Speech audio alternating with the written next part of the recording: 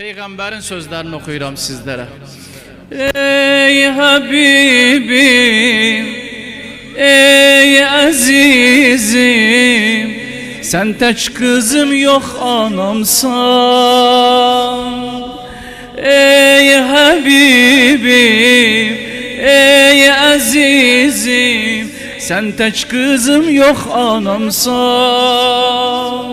Alem eyran, Adem eyran, şəni və vala məqamsan.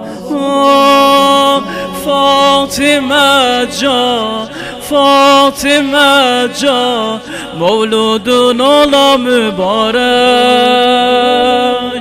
Fatimə can, Fatimə can, Mevludun ola mübarək. Bir dəqiqə ayağa durabilirsin inşallah. Hamı ucadan desin.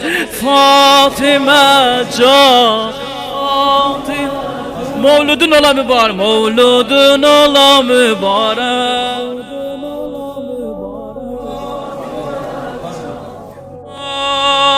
Senle dünya tapdı izzet, İzzeti ve atan kurban. Zehra sen Xudanın ismetisen, İsmeti ve alem kurban. Ey elinin gül yüzari, elini heç vaxt tek koyma.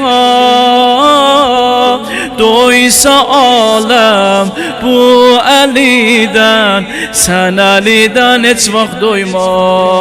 Uca denen tortu keser Fatimə can, Moskva Əlbət Məddahlar qrupu buyursun.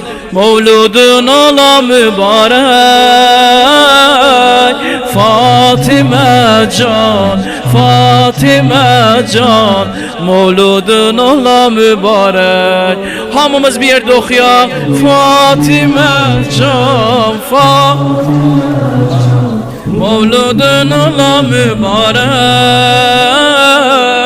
Fatimə can, Fatimə can, Mevludun ola mübarək.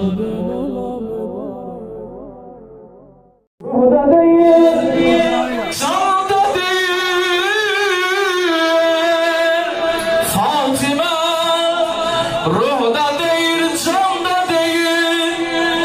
Yok yok yok yok uca. Ruhda değil, canda değil. Neyine ne İslam'da değil. Damardaki ganda değil. Le'le-i mercanda değil. Külde Gülistan'da değil. Köyde meleklerde değil. Yerde eteklerde değil, elde eteklerde değil. Fatimə zikr elədik, Fatimə qaldı Əli. Axı 50 demədik. Zikr elədik, Fatimə qaldı Əli.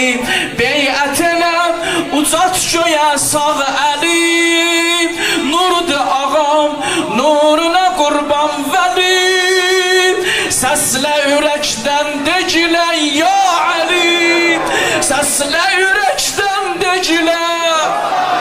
Səslə ürəkdən degilə ya Ali.